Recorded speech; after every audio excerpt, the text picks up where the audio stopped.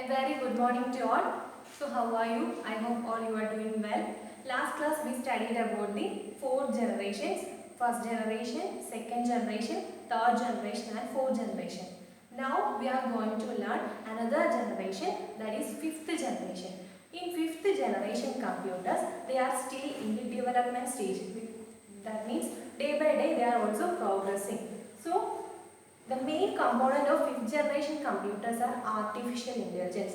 Artificial intelligence means it automatically makes decision based on stored data. എന്ന് പറഞ്ഞാൽ എന്താണ്? അതായത് ഓൾറെഡി ട്രെയിൻ ചെയ്യാണ് നമ്മൾ അതിനെ. എന്താ ട്രെയിൻ ചെയ്യാന്ന് വെച്ചാൽ കുറേ സ്റ്റോർഡ് ഡേറ്റ അതിനകത്ത് ഉണ്ടായിരിക്കും.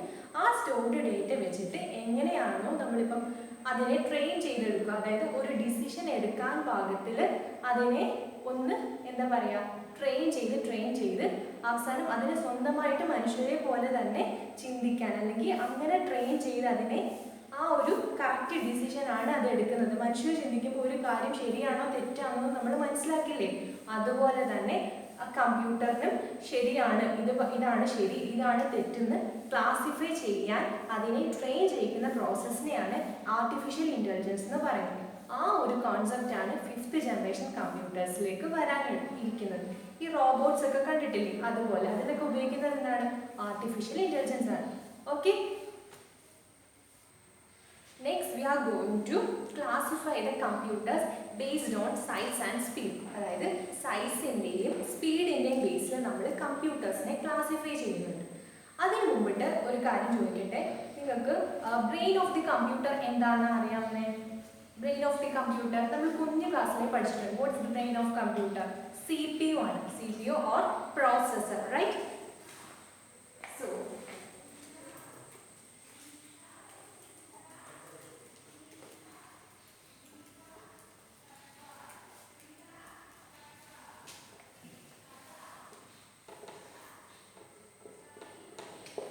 ഇതാണ് ഒരു CPU എന്ന് വിചാരിക്കുക, or processor. That means കുഞ്ഞു ക്ലാസ്സിൽ നമ്മൾ പഠിച്ചിട്ടുണ്ട് CPU means it is the brain of the computer. So what is a processor? എന്താണ് ഒരു പ്രോസസ്സർ എന്ന് പറഞ്ഞാൽ? പ്രോസസ്സർ എന്താണ്? നമ്മൾ ആ വേർഡിൽ തന്നെ മനസ്സിലാക്കുക. Processor means it makes something. എന്തോ പ്രോസസ്സ് ചെയ്യുന്ന ആളെയാണ് നമ്മൾ പ്രോസസ്സർ എന്ന് പറയുന്നത്. എന്തോ ഒരു കാര്യം പ്രോസസ്സ് ചെയ്യുന്ന ആളെയാണ് നമ്മൾ എന്ത് പറയുന്നത്? പ്രോസസ്സർ എന്ന് പറയുന്നത്. Processor means it makes something. For example, if you want to calculate two numbers 2 and 3. Okay, ഇപ്പോൾ നിങ്ങൾക്ക് രണ്ട് നമ്പർ കാൽക്കുലേറ്റ് ചെയ്യാൻ പറയാം, 2 3, right? So just take a calculator and press 2 and 3, then we will get an result 5. അതായത് നമ്മളിപ്പോൾ 2 numbers എടുക്കുക, 2ഉം 3യും, അത് just calculate ചെയ്യാൻ പറയാം, ആഡ് ചെയ്യാൻ പറയുക. അപ്പോൾ നമുക്ക് കിട്ടുന്ന റിസൾട്ട് എന്ന് പറഞ്ഞാൽ 5 ആയിരിക്കും അല്ലേ? So 2 3 means here input. ഇവിടെ 2 3 എന്ന് പറയുന്നത് എന്താണ്? ഇൻപുട്ടിനെയാണ് നമ്മൾ കൊടുക്കുന്ന ഇൻപുട്ടാണ് ഇവിടെ 2 3 എന്ന് പറയുന്നത്. ഈ ഒരു കാര്യത്തിൽ നമുക്ക് കിട്ടുന്ന output here is 5. So input എന്ന് പറയുന്നത് 2 3 ആണ്, ഔട്ട്പുട്ട് എന്ന് പറയുന്നത് 5 ആണ്. ഇതിനിടയിൽ എന്തോ നടക്കുന്നുണ്ട് അല്ലേ? there is something takes place in between 2 3 and 5. അതായത് 2 3 നമ്മൾ കൊടുക്കുകയാണെങ്കിൽ റിസൾട്ട് കിട്ടുന്നത് എന്താണ്? 5 ആണ്. എന്തോ ഒരു ഓപ്പറേഷൻ നടന്നിട്ടാണ് നമുക്ക് എന്ത് കിട്ടുന്നത്? 5 എന്ന് പറഞ്ഞ റിസൾട്ട് കിട്ടുന്നത്. So that operation is plus അല്ലേ? 2 + 3 ആണ് 5 എന്ന് പറഞ്ഞത്. So plus is known as process. ഇവിടെ നടക്കുന്ന ഓപ്പറേഷനെയാണ് നമ്മൾ എന്ത് പറയുന്നത്? പ്രോസസ് എന്ന് പറയുന്നത്. 2 3 means it is an input and 5 is the output. There is something operation takes place in between input and output. So that is process. ഈ process ചെയ്യുന്ന ആളാണ് ആര്? Processor. And this process is done by our processor or CPU. ഇതുപോലത്തെ calculations എന്തെങ്കിലും ഉണ്ടെങ്കിൽ അങ്ങനത്തെ calculations ചെയ്യുന്ന ആളാണ് നമ്മുടെ പ്രോസസ്സർ അഥവാ CPU എന്ന് പറയുന്നത്. So I hope you understood. Processor means just processing the input. That means പ്രോസസ്സറിന്റെ ജോബ് എന്ന് പറഞ്ഞാൽ എന്താണ്? To receive input and process the input to make a result or to make an output. എന്ന് പറഞ്ഞാൽ ആദ്യമേ അത് ഇൻപുട്ടിനെ റിസീവ് ചെയ്യും, ഇൻപുട്ടിനെ റിസീവ് ചെയ്തിട്ട് അതിനെ അത് പ്രോസസ്സ് ചെയ്യും, പ്രോസസ്സ് ചെയ്തതിന് ശേഷമാണ് നമുക്ക് എന്ത് കിട്ടുന്നത്? ഒരു ഔട്ട്പുട്ട് കിട്ടുന്നത്. Okay, so processor job is to receive an input and process the input output. അതായത് നമ്മളിവിടെ 2, 3 എന്ന് പറയുന്ന ഇൻപുട്ട് ആയിരുന്നു. ആ ഇൻപുട്ടിനെ എന്ത് പ്രോസസ്സ് ചെയ്തു? അഡിഷൻ എന്ന് പറഞ്ഞ പ്രോസസ്സ് ചെയ്തപ്പോഴാണ് നമുക്ക് എന്ത് റിസൾട്ട് കിട്ടിയത്? ഔട്ട്പുട്ട് എന്ന് പറഞ്ഞ 5 റിസൾട്ട് കിട്ടിയത്. സോ പ്രോസസ്സറിന്റെ ജോബ് എന്താണ്? To receive an input and process it, then make an result or make a output. Okay, ഇതുപോലെ തന്നെയാണ് this is similar to micro processor. Microprocessor നമ്മൾ 4th ജനറേഷൻ കമ്പ്യൂട്ടേഴ്സിലൊക്കെ കണ്ടു. മൈക്രോ പ്രോസസ്സർ ആണ് component എന്ന് പറഞ്ഞത്. Right, microprocessor is the component in 4th generation computers. ഇന്ന് നമ്മൾ ഉപയോഗിക്കുന്ന 4Gയിൽ അല്ലെങ്കിൽ ഇന്ന് നമ്മൾ ഉപയോഗിക്കുന്ന ലാപ്ടോപ്പിലൊക്കെ നമ്മൾ എന്താ കണ്ടത്? മൈക്രോ പ്രോസസ്സർ ആണ് കമ്പോണന്റ് ആയിട്ട് യൂസ് ചെയ്യുന്നത്. So microprocessor is similar to processor which also do the operations. ഇതുപോലെ പ്രോസസ്സറിനെ പോലെ ഓപ്പറേഷൻസ് ഒക്കെ ചെയ്യുന്ന ആളാണ് റൈറ്റ് ആര്? Micro processor. Microprocessor is a component used in the computer to perform operations. Right, okay. അപ്പോൾ നമ്മൾ പഠിച്ചുകൊണ്ടിരിക്കുന്നത്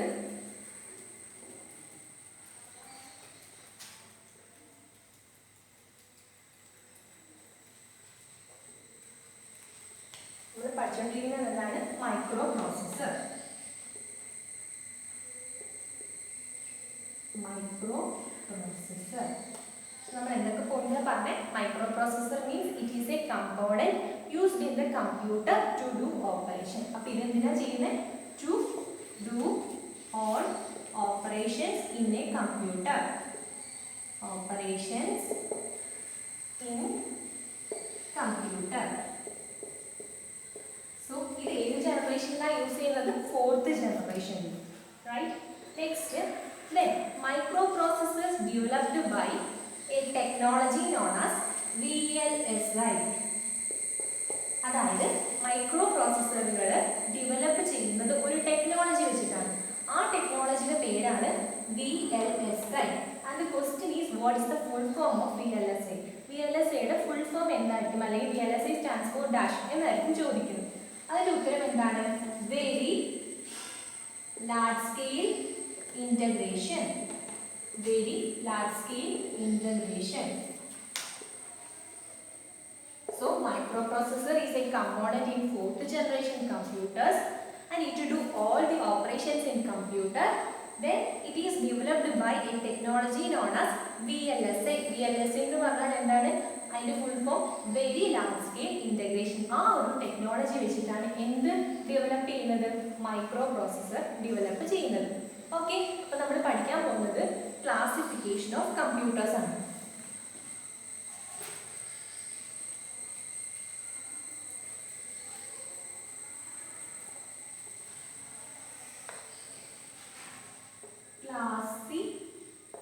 classification of computers.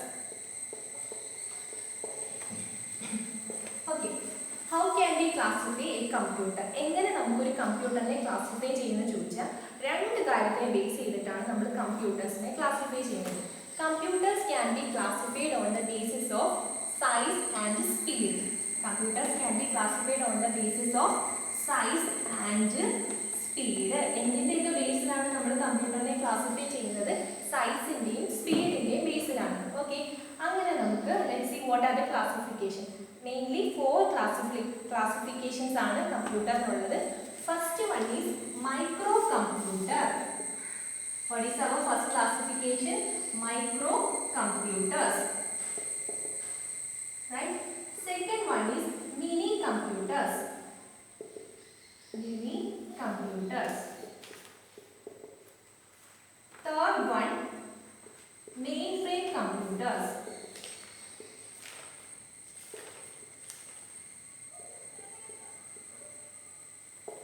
And fourth one, supercomputers.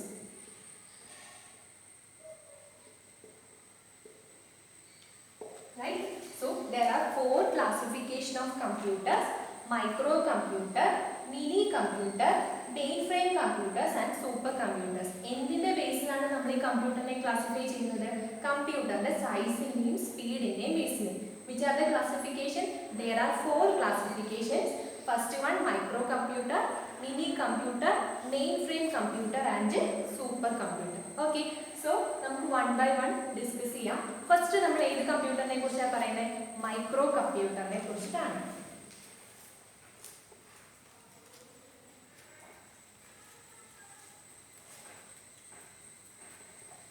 So first one is microcomputers.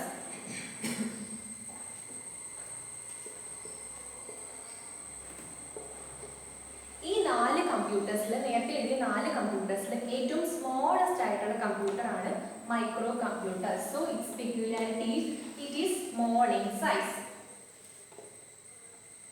Small in size. Then we know 4th generation computers use micro processor ആണ് use ചെയ്യുന്നത്. അതുപോലെ തന്നെ ഈ micro കമ്പ്യൂട്ടേഴ്സിലും എന്താണ് use ചെയ്യുന്നത്? മൈക്രോ പ്രോസസ്സറുകളാണ് യൂസ് ചെയ്യുന്നത്. That means whose CPU is microprocessor. Okay, so microcomputers are small in size whose CPU is microprocessor. Then it is also known as personal computers. Personal computers. Personal computers എന്ന് പറഞ്ഞാൽ നമ്മൾ ഇപ്പോൾ ഉപയോഗിക്കുന്ന computers ഏതൊക്കെയാണ്? Desktop computers and laptop. അതുപോലെ തന്നെ നമ്മൾ ഉപയോഗിക്കുന്ന ടാബ്ലറ്റുകൾ, അങ്ങനത്തെ കുറേ ഡിവൈസസ് ഒക്കെ ഇപ്പോൾ ഉപയോഗിക്കുന്നത്. Desktop computers, laptop, smart phones, അതുപോലെ ടാബ്ലറ്റ്സ്. ഇതൊക്കെ എന്തിന് എക്സാമ്പിളാണ്? മൈക്രോ കമ്പ്യൂട്ടേഴ്സിന് എക്സാമ്പിളാണ്. സോ മൈക്രോ കമ്പ്യൂട്ടേഴ്സിന്റെ പെക്യുലാരിറ്റീസ് എന്തൊക്കെയാ? It is very small in size and whose CPU is a micro processor. Micro പ്രോസസ്സറിന്റെ ജോലി എന്താ? ഇതിൽ നമുക്ക് വേണ്ട ഓപ്പറേഷൻസ് ഒക്കെ ചെയ്യാന്നുള്ളതാണ്. എന്ത് ഓപ്പറേഷൻസ് ആണോ അതെല്ലാം ചെയ്യാന്നുള്ളതാണ്. Then it is also known as personal computer. Then example ആണ് ഡെസ്ക്ടോപ്പ്, ലാപ്ടോപ്പ്, ഹാൻഡ് ഹെൽഡ് ആയിട്ടുള്ള smart phones, tablets. Okay, so ഇതാണ് മൈക്രോ കമ്പ്യൂട്ടേഴ്സിനെ കുറിച്ചിട്ടുള്ള description. Next we are going to another one is mini computers.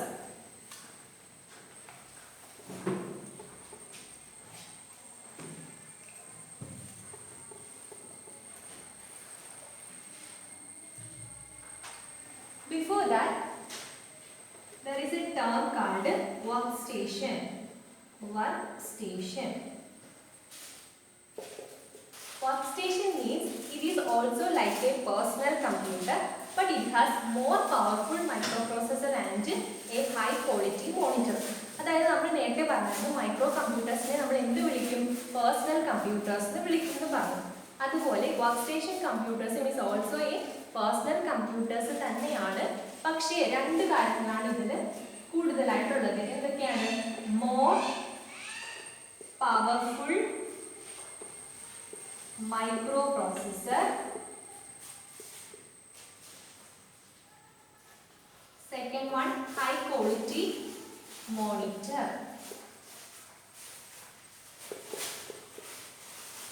ഇപ്പോൾ ഒരു ഓർഗനൈസേഷൻ ഒക്കെ എടുക്കുക, വലിയ ഓർഗനൈസേഷൻ ഒക്കെ എടുക്കുകയാണെങ്കിൽ അവിടെ നമ്മൾ യൂസേഴ്സ് അഥവാ എംപ്ലോയീസ്, ജോലി ചെയ്യുന്ന ആൾക്കാരൊക്കെ ഉപയോഗിക്കുന്ന കമ്പ്യൂട്ടർ എന്തായിരിക്കും? വർക്ക് സ്റ്റേഷൻ കമ്പ്യൂട്ടറുകളായിരിക്കും. സെർവർ, വർക്ക് സ്റ്റേഷൻ എന്നൊക്കെ പറയും. അതായത് സെർവർ എന്ന് പറഞ്ഞാൽ എന്താണ്? ആരാണോ നമ്മൾക്ക് ഒരു സെർവർ കമ്പ്യൂട്ടർ കാണും, അവിടെ ജോലി ചെയ്യുന്നവർക്കൊക്കെ ഒരു വർക്ക് സ്റ്റേഷൻ കമ്പ്യൂട്ടറുകളൊക്കെ കാണും. സോ വർക്ക് സ്റ്റേഷൻ കമ്പ്യൂട്ടറിന്റെ പ്രത്യേകത എന്താണ്? മോർ പവർഫുൾ മൈക്രോ പ്രോസസ്സർ ആയിരിക്കും. പക്ഷെ നല്ല കുറച്ചും കൂടി പെർഫോം, അതായത് പേഴ്സണൽ കമ്പ്യൂട്ടർ അതായത് മൈക്രോ കമ്പ്യൂട്ടറിനെക്കാട്ടിൽ ഇത് ഡിഫറൻസ് എന്ന് പറയുന്നത് കുറച്ചും കൂടി പവർഫുൾ ആയിട്ടുള്ള മൈക്രോ പ്രോസസ്സർ ആയിരിക്കുമെന്നല്ലേ. അതിനർത്ഥം പെർഫോമൻസിന്റെ ബേസിൽ ഇതായിരിക്കും കുറച്ചും കൂടി ബെറ്റർ. പിന്നെ ഹൈ ക്വാളിറ്റി മോണിറ്ററുമായിരിക്കും ഇതിനകത്തുള്ളത്.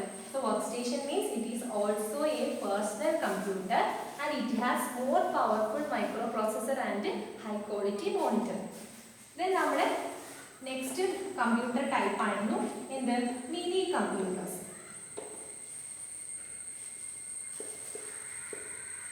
ഓക്കെ, അപ്പൊ സെക്കൻഡ് ടൈപ്പ് ആണ് മിനി കമ്പ്യൂട്ടേഴ്സ്. നമ്മൾ നേരത്തെ പഠിച്ച കമ്പ്യൂട്ടറിന്റെ പേരെന്തായിരുന്നു? Micro computers. ഇപ്പൊ പഠിക്കുന്നത് second one mini computers. Mini computers means they exist at the year of 1916. At that period, mainframe computers computers, അതായത് നമ്മൾ ഇനി പഠിക്കാൻ പോകുന്ന കമ്പ്യൂട്ടേഴ്സ് വെരി എക്സ്പെൻസീവ് ആയിരുന്നു. So and the minicomputers are available at a reasonable rate. So the people switched over to what minicomputers. അതായത് പണ്ട്, അതായത് കുറേ നാൾക്ക് മുമ്പ് ഈ 1960 ജനറേഷൻ കാലഘട്ടത്തിലാണ് എന്നത്, സെക്കൻഡ് ജനറേഷൻസിൻ്റെ ഒക്കെ കാലഘട്ടത്തിലാണ് എന്ത് വന്നത്, മിനി കമ്പ്യൂട്ടേഴ്സ് വന്നത്. ആ സമയത്ത് മെയിൻ ഫ്രെയിം കമ്പ്യൂട്ടേഴ്സ് ഒക്കെ ഭയങ്കര എക്സ്പെൻസീവ് ആയിരുന്നു. അപ്പോൾ നമുക്കത് വാങ്ങിക്കാൻ പറ്റത്തില്ല. അപ്പോൾ ആൾക്കാരൊക്കെ ഏതായിരുന്നു യൂസ് ചെയ്തിരുന്നത്, മിനി കമ്പ്യൂട്ടേഴ്സ് ആയിരുന്നു യൂസ് ചെയ്തിരുന്നത്. Okay, and mini computers are എന്താ പറയുക, സ്മോൾ അല്ല, മീഡിയം സൈസ്ഡ് ആയിരുന്നു. Medium sized computers, medium sized computers ആയിരുന്നു മിനി കമ്പ്യൂട്ടേഴ്സ്. പിന്നെ ഈ മിനി കമ്പ്യൂട്ടേഴ്സിന്റെ ഡിമാൻഡ് കുറഞ്ഞത് എപ്പോഴാണെന്ന് ചോദിച്ചാൽ പിന്നീടാണ് ഈ മൈക്രോ കമ്പ്യൂട്ടേഴ്സ് വരുന്നത്. അപ്പം പേഴ്സണൽ കമ്പ്യൂട്ടേഴ്സ് വന്നതോടുകൂടി ആരുടെ ഡിമാൻഡ് കുറഞ്ഞു, മിനി കമ്പ്യൂട്ടേഴ്സിന്റെ ഡിമാൻഡ് കുറഞ്ഞു. പിന്നെ നമ്മൾ മുഴുവനും ഇപ്പോഴത്തെ കാലത്തൊക്കെ യൂസ് ചെയ്യുന്നത് ഡെസ്ക്ടോപ്പ് അല്ലെങ്കിൽ ലാപ്ടോപ്പ് പോലത്തെ കമ്പ്യൂട്ടേഴ്സ് അല്ലേ. നേരത്തെ പണ്ട് കാലത്ത്, അതായത് ഈ ഡെസ്ക്ടോപ്പിൻ്റെയൊക്കെ വരുന്നതിന് തൊട്ട് മുമ്പുള്ള കാലത്ത് നമ്മൾ യൂസ് ചെയ്തിരുന്ന കമ്പ്യൂട്ടേഴ്സ് ആണ് mini computers. Okay, so it is medium sized and it is also known as mid range servers. അപ്പോൾ അതിനെ നമ്മളിപ്പോൾ റെഫർ ചെയ്യുന്നത് ആ ഒരു മിഡ് റേഞ്ച് സെർവേഴ്സ് എന്നാണ് ഇതിനെ റെഫർ ചെയ്യുന്നത്. സോ ഇതിൽ 2 പോയിന്റ് മെയിനായിട്ട് പറയാനുള്ളൂ. Minicomputers are medium sized computers and they are referred to as mid range servers. ഇനി നമ്മൾ മൂന്നാമത് പഠിക്കാൻ പോകുന്ന കമ്പ്യൂട്ടേഴ്സ് ആണ് കുറച്ചും കൂടി വലിയ computer, that is main frame computer.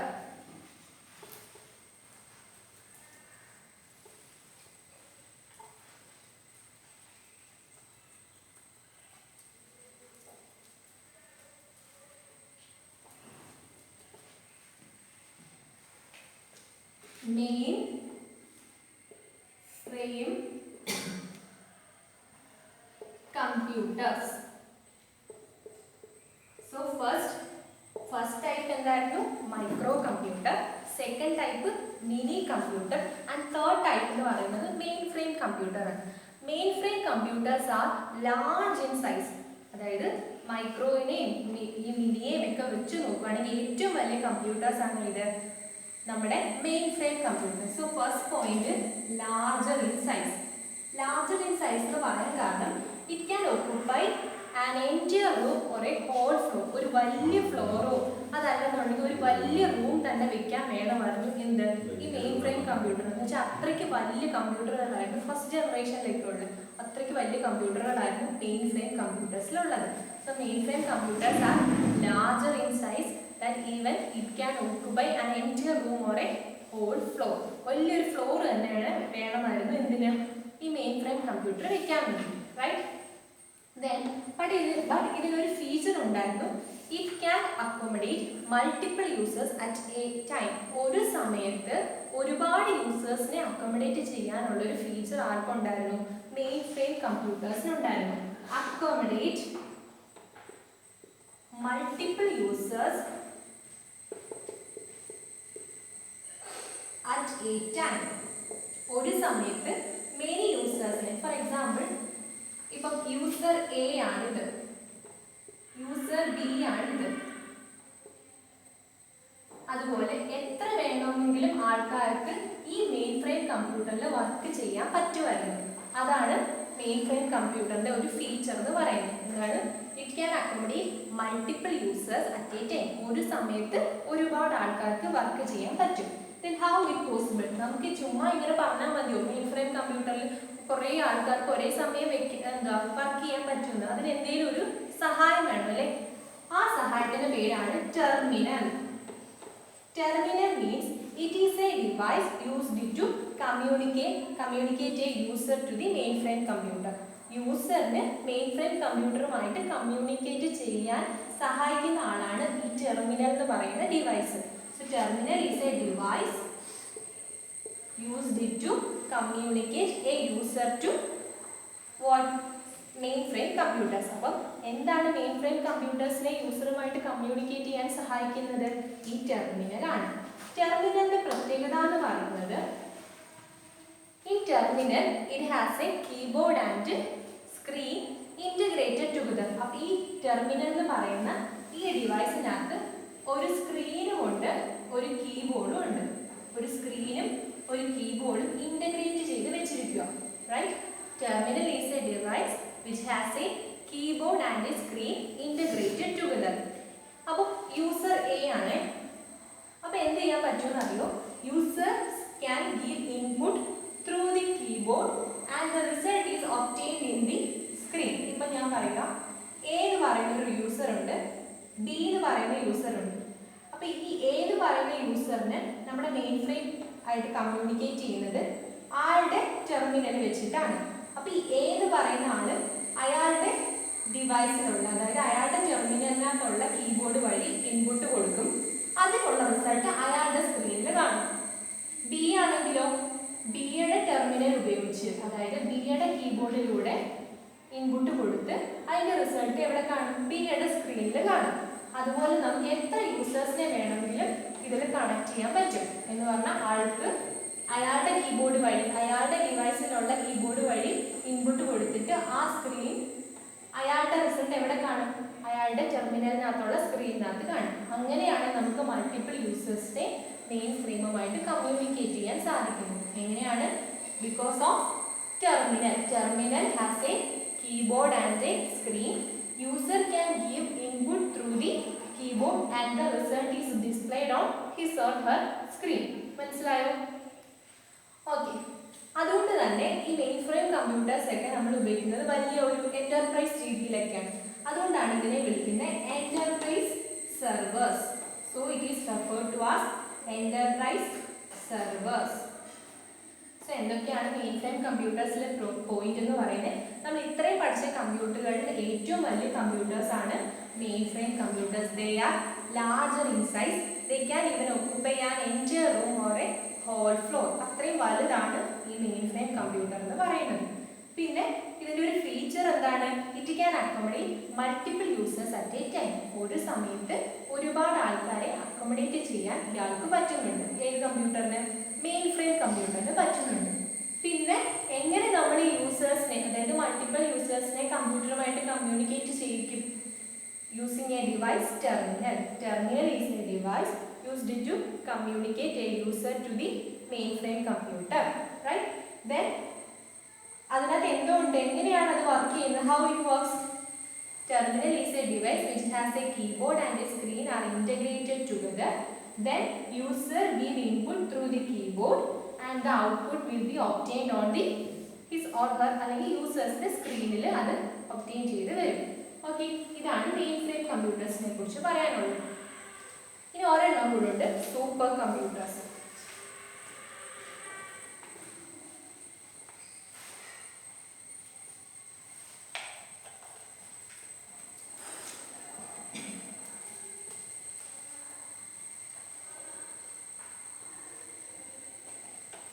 So next one is super computers.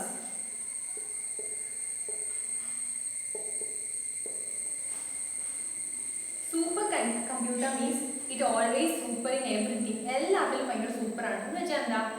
പെർഫോമൻസിന്റെ കാര്യത്തിലായാലും, സ്പീഡിന്റെ കാര്യത്തിലായാലും, ഫാസ്റ്ററിന്റെ കാര്യത്തിലായാലും, ഇനി കാൽക്കുലേഷന്റെ കാര്യത്തിലായാലും എല്ലാ കാര്യത്തിലും ഇത് സൂപ്പറാണ്. അതുകൊണ്ടാണ് സൂപ്പർ കമ്പ്യൂട്ടേഴ്സ് ഇതിനെ വിളിക്കുന്നത്. സാധാരണ it is 10,000 times better than faster than personal computer. അതായത് നമ്മൾ ഇപ്പോൾ ഉപയോഗിക്കുന്ന കമ്പ്യൂട്ടറിനെ കാട്ടി 1000 മടങ്ങ് ഫാസ്റ്റർ ആണ് ആര്? ഈ സൂപ്പർ കമ്പ്യൂട്ടേഴ്സ്.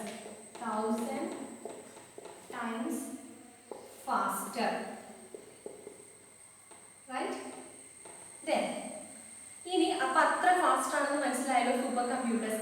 പക്ഷെ ഇങ്ങനെ ഇതിനകത്ത് ഒരു കോൺസെപ്റ്റ് ആണ് യൂസ് ചെയ്യുന്നത്. സാധാരണ നമ്മുടെ സാധാരണ ഡെസ്ക്ടോപ്പ് അല്ലെങ്കിൽ പേഴ്സണൽ കമ്പ്യൂട്ടേഴ്സിൽ ഉപയോഗിക്കുന്ന പോലെ ഒരു കോൺസെപ്റ്റ് അല്ല യൂസ് ചെയ്യുന്നത്.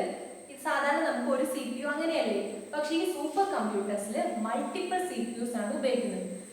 Use multiple CPUs. അതെന്താണെന്ന് ഞാൻ പറയാം. അതായത് ഫോർ എക്സാമ്പിൾ നിങ്ങളുടെ ടീച്ചർ വന്നിട്ട് നിങ്ങളോട് പറയുക, നിങ്ങൾ ഒരു ഗ്രൂപ്പ് തിരിഞ്ഞിട്ട് 4 പേരാകുക. ക്ലാസ്സിലെ 4 ഗ്രൂപ്പ് ഉണ്ടാക്കുക. എന്നിട്ട് 12 to 15 വരെയുള്ള മൾട്ടിപ്ലിക്കേഷൻ ടേബിൾ എഴുതാൻ പറയുക. അപ്പോൾ ടീച്ചർ എന്താ പറഞ്ഞേ? ടീച്ചർ പറഞ്ഞു ഒരു 4 ഗ്രൂപ്പ് തിരിയുക, എന്നിട്ട് 12 മുതൽ 15 വരെയുള്ള മൾട്ടിപ്ലിക്കേഷൻ ടേബിൾ എഴുതാൻ പറഞ്ഞു. അപ്പോൾ നിങ്ങൾ എന്ത് ചെയ്തു? നിങ്ങളുടെ 4 ഫ്രണ്ട്സ് വെച്ചിട്ട് ഒരു ഗ്രൂപ്പ് ഉണ്ടാക്കി. അതിലിപ്പം എ ബി സി ഡി എന്ന് പറഞ്ഞ 4 ഫ്രണ്ട്സ് ആണെന്ന് വിചാരിക്കുക. അപ്പോൾ എ എന്ന് പറയുന്ന ആള് 12ന്റെ ടേബിൾ എഴുതി, ബി എന്ന് പറയുന്ന ആള് 13ന്റെ ടേബിൾ എഴുതി, സി എന്ന് പറയുന്ന ആള് 14 എഴുതി, ഡി എന്ന് പറയുന്ന ആള് 15 എഴുതി. So what is the advantage of separating task? നമ്മളിപ്പോൾ ടീച്ചർ കൊടുത്ത ഒരു ടാസ്ക് എന്തായിരുന്നു? 12 to 15 വരെയുള്ള ടേബിൾ എഴുതാനേ പറഞ്ഞോളൂ. ടീച്ചർ പറഞ്ഞില്ല ആർക്ക് എന്നത് കൊടുക്കണം എന്നൊന്നും പറഞ്ഞില്ല. പക്ഷെ നമ്മൾ എന്ത് ചെയ്തു? അത് 4 പേർക്കും വീതിച്ച് ആ ടാസ്കിനെ സെപ്പറേറ്റ് ചെയ്ത് കൊടുത്തു. റൈറ്റ്? അപ്പോൾ ഇതുകൊണ്ടുള്ള ഒരു അഡ്വാൻറ്റേജ് നമുക്ക് എന്താ കിട്ടുക? നോക്ക്, എ എന്ന് പറയുന്ന ആൾ എന്തിന്റെ ടേബിളാണ് എഴുതിയത്? 12ന്റെ ടേബിളാണ് എഴുതി. അപ്പോൾ അയാൾക്ക് 12ന്റെ ടേബിൾ മാത്രം നോക്കിയാൽ മതി, വേറെ ആളുടെ കാര്യം നോക്കണ്ട. അതായത് 13 എന്തെങ്കിലും എറർ സംഭവിച്ചോ എന്ന് നോക്കേണ്ട കാര്യം ആർക്കില്ല? എക്കില്ല. അതുപോലെ തന്നെ same way B rights 13 table. So ആൾക്ക് 13 മാത്രം നോക്കിയാൽ മതി, മറ്റേ ആളെ നോക്കിയില്ല. അപ്പോൾ എന്ത് ചെയ്യും? എന്തെങ്കിലും എറർ ഉണ്ടെങ്കിൽ തന്നെ അത് അവർ തന്നെ കറക്റ്റ് ചെയ്തോളും. അതുകൊണ്ട് തന്നെ പെർഫോമൻസ് നമുക്ക് കൂട്ടാൻ പറ്റും. So it increases performance. അതുപോലെ സേവ് ടൈം സേവ് ചെയ്യാനും പറ്റും അല്ലേ? അങ്ങനെ നമ്മൾ ഇതെല്ലാം അവസാനം ടീച്ചറിന് എങ്ങനെ കൊടുക്കുന്നത്? Collect all the papers from each of them and present it to the teacher. Okay. അതുപോലെ തന്നെ consider A B C D are CPUs. ഈ എയും ബിയും സിയും ഡിയും സി പി യു ആണെന്ന് വിചാരിക്കാം. സോ നമ്മൾ കമ്പ്യൂട്ടറിന് ഒരു ടാസ്ക് കൊടുത്ത് പെർഫോം ചെയ്യാൻ. അപ്പോൾ കമ്പ്യൂട്ടർ എന്ത് ചെയ്യും? 4 സി പി യുലായിട്ട് അത് ഡിവൈഡ് ചെയ്യും. ഒരേ സമയം അത് വർക്ക് ചെയ്യും. അതിനെയാണ് പാരലൽ പ്രോസസ്സിംഗ് എന്ന് പറയുന്നത്. പാരലൽ മീൻസ് ഇയാൾ ചെയ്യുന്ന അതേ സമയത്ത് തന്നെ ഇയാളും ചെയ്യും, ഈ സി പി യു ചെയ്യുന്ന സമയത്ത് തന്നെ ഈ സി പി യു ചെയ്യും. അങ്ങനെ പാരലായിട്ട് സൈമിൾട്ടേനിയസ് ആയിട്ട് പ്രോസസ്സ് ചെയ്യുന്നതിനെയാണ് എന്ത് പറയുന്നത്? Parallel processing. ഈ ഒരു കോൺസെപ്റ്റ് ആണ് എവിടെ വരുന്നത്? സൂപ്പർ കമ്പ്യൂട്ടേഴ്സിൽ വരുന്നത്. മനസ്സിലായോ? I hope you understood. That means parallel processing is the concept of use of simultaneous use of multiple users to perform a task. ഇതിന് എക്സാമ്പിൾ വരുന്നത്, so examples are weather forecasting,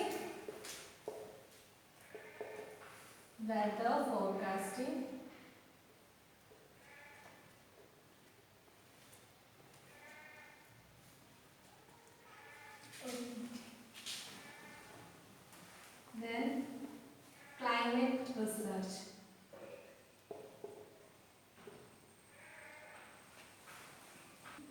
So examples are weather forecasting, climate research. അങ്ങനെ കുറേ examples ആണ് നമ്മുടെ super കമ്പ്യൂട്ടേഴ്സിൽ ഉള്ളത്. So നമ്മൾ പഠിച്ചത് എന്തൊക്കെ കാര്യങ്ങൾ?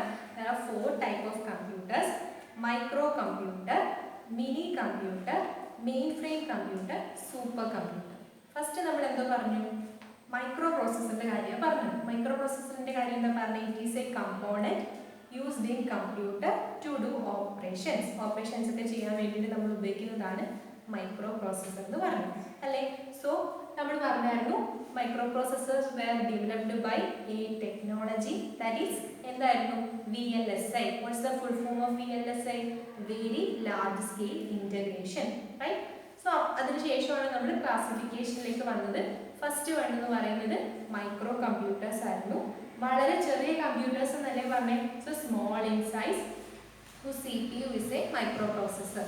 ഇനി മൈക്രോ കമ്പ്യൂട്ടേഴ്സിന് വേറൊരു പേരിലും അറിയപ്പെടുന്നു പറഞ്ഞു. That is personal computers. And what are the examples of microcomputers? Desktop computer, laptop computer, etc. Second നമ്മൾ വർക്ക് സ്റ്റേഷനെ കുറിച്ച് പറഞ്ഞു. What is workstation? Personal കമ്പ്യൂട്ടറിനെ പോലെ തന്നെയാണ്, പക്ഷേ 2 കാര്യങ്ങൾ അതിൽ കൂടുതലുണ്ട്. എന്തൊക്കെയാ? മോർ പവർഫുൾ മൈക്രോ പ്രോസസ്സറും അതുപോലെ തന്നെ ഹൈ ക്വാളിറ്റി മോണിറ്റർ. റൈറ്റ്? പിന്നെ നമ്മൾ പറഞ്ഞതാണ് മിനി കമ്പ്യൂട്ടേഴ്സ്. മിനി കമ്പ്യൂട്ടേഴ്സ് എപ്പോഴാണ് വന്നത്? എന്തുകൊണ്ടാണ് വന്നത്? മെയിൻ ഫ്രെയിം കമ്പ്യൂട്ടേഴ്സ് ഭയങ്കര എക്സ്പെൻസീവ് ആയതുകൊണ്ട്. റൈറ്റ്? അതിനുശേഷം അതിനെ നമ്മൾ വേറൊരു പേരിൽ അറിയപ്പെടുന്നുണ്ട്. So mid range servers. Last നമ്മൾ പറഞ്ഞത് എന്തുവായിരുന്നു? മെയിൻ ഫ്രെയിം കമ്പ്യൂട്ടേഴ്സ് ആയിരുന്നു. അതായിരുന്നു ഏറ്റവും വലിയ സൈസിലുള്ള ഒരു ഈവൻ റൂം തന്നെ ഉണ്ട്, അതിനെ വെക്കാൻ വേണമെന്ന് പറഞ്ഞു അല്ലേ? അതിൻ്റെ ഫീച്ചർ എന്തൊക്കെയാണ് പറഞ്ഞാൽ അതിൽ ടെർമിനൽ എന്ന് പറയുന്ന ഒരു ഡിവൈസ് ഉണ്ട്. So what is the use of terminal? It is used to communicate with a mainframe computer, right? പിന്നെ അതിലൊരു പ്രത്യേകതയാണ് multiple users at one time. ഇത് ലാസ്റ്റ് പറഞ്ഞത് സൂപ്പർ കമ്പ്യൂട്ടേഴ്സ് ആയിരുന്നു. സൂപ്പർ കമ്പ്യൂട്ടറിൽ ഉപയോഗിക്കുന്ന കോൺസെപ്റ്റ് ഏതാണ്? പാരലൽ പ്രോസസ്സിംഗ് ആണ്. Parallel processing is the use of simultaneous use of multiple CPU to perform a task. Okay, thank you for today. Have a nice day.